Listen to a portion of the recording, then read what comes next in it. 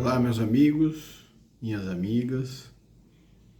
Estamos iniciando mais uma leitura do Evangelho e neste momento que possamos elevar os nossos pensamentos a Jesus, primeiramente agradecendo por mais esta oportunidade de se fazer uma conexão com o mais alto. Aproveitar esta oportunidade para que consigamos se aproximar um pouco mais das boas vibrações, dos nossos mentores espirituais, rogando a Jesus que essas palavras que vão vir a seguir possam nos orientar, possam calar os nossos corações, possam nos fazer enxergar o quanta necessidade nós temos de aprendizado e estarmos cada vez mais alinhados com nossos amigos espirituais e com o plano espiritual. Que Deus abençoe a todos, que tenhamos todos uma boa leitura. Olá, sejam muito bem-vindos. E agora eu, Beatriz, farei a leitura da conclusão 7 do Livro dos Espíritos. O Espiritismo se apresenta sob 3 aspectos diferentes: o fato das manifestações, os princípios de filosofia e de moral que dela decorrem e a aplicação desses princípios. Daí 3 classes, ou antes 3 graus entre os adeptos. 1. Os que creem nas manifestações e se limitam em constatá-las. É para eles uma ciência experimental. 2. Os que lhe compreendem as consequências morais. 3. Os que praticam ou se esforçam por praticar essa moral. Qualquer que seja o ponto de vista, científico ou moral, sobre o qual se examinem esses fenômenos estranhos, cada um compreende que é toda uma nova ordem de ideias que surgiu, das quais as consequências não podem ser senão uma profunda modificação no estado da humanidade. E cada um compreende também que esta modificação não pode ocorrer senão no sentido do bem. Quanto aos adversários, pode-se também classificá-los em 3 categorias. 1. Os que negam sistematicamente tudo que é novo, ou não vem deles, e que falam sem conhecimento de causa. A essa classe pertencem todos aqueles que não admitem nada fora do testemunho dos sentidos. Eles nada viram, nem querem nada ver, e ainda menos aprofundar.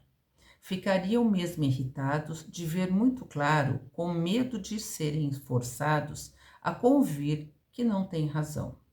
Para eles, o Espiritismo é uma quimera, uma loucura, uma utopia. Não existe, é muito cedo dizer. São os incrédulos que tomaram partido. Ao lado desses, pode-se colocar aqueles que se dignaram lançar um golpe de olhar para desencargo de consciência, a fim de poder dizer: eu quis ver e não vi nada. Eles não compreendem que seja preciso mais de meia hora para se conscientizar de toda uma ciência. 2. Os que, sabendo muito bem em que se apoiar sobre a realidade dos fatos, os combatem. Contudo, por motivos de interesse pessoal, para eles o Espiritismo existe, mas têm medo de suas consequências e o atacam como inimigo. 3. Os que encontram na moral espírita uma censura muito severa de seus atos ou de suas tendências. O Espiritismo, tomado a sério, os embaraçaria. Eles não rejeitam nem aprovam, preferem fechar os olhos. Boa noite a todos, meu nome é Edna e vou dar continuidade ao Evangelho de hoje, na leitura do Livro dos Espíritos, conclusão 7.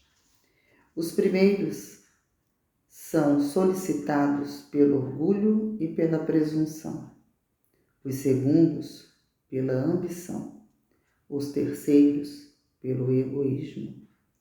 Concebe-se que essas causas de oposição não tendo nada de sólidas, devem desaparecer com o tempo, porque em vão procuraríamos uma quarta classe de antagonistas, a que se apoiasse sobre provas contrárias patentes, e atestando um estudo consciencioso e laborioso da questão.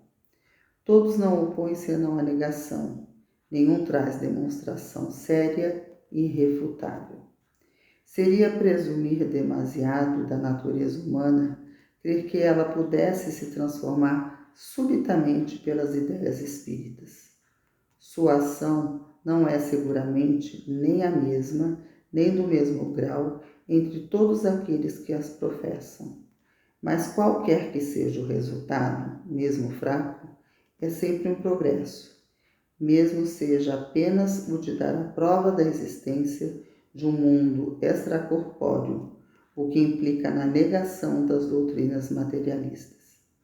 Isto é a consequência mesma da observação dos fatos.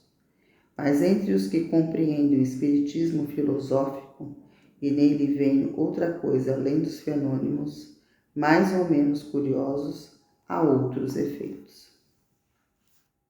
Boa noite, estamos aqui para mais uma leitura do Evangelho no Lar. Conclusão 7. O primeiro é o mais geral e o desenvolver o sentimento religioso, até mesmo naquele que, sem ser materialista, seja indiferente às coisas espirituais. Disto resulta para ele o desprezo pela morte. Não dizemos o desejo pela morte. Longe disso, porque o espírita defenderá a sua vida como qualquer outro, mas uma indiferença que lhe faz aceitar sem queixas nem pesar uma morte inevitável, como uma coisa antes feliz do que lhe sobrevirá. O segundo efeito, talvez tão geral como o primeiro, é a resignação em face das vicissitudes da vida.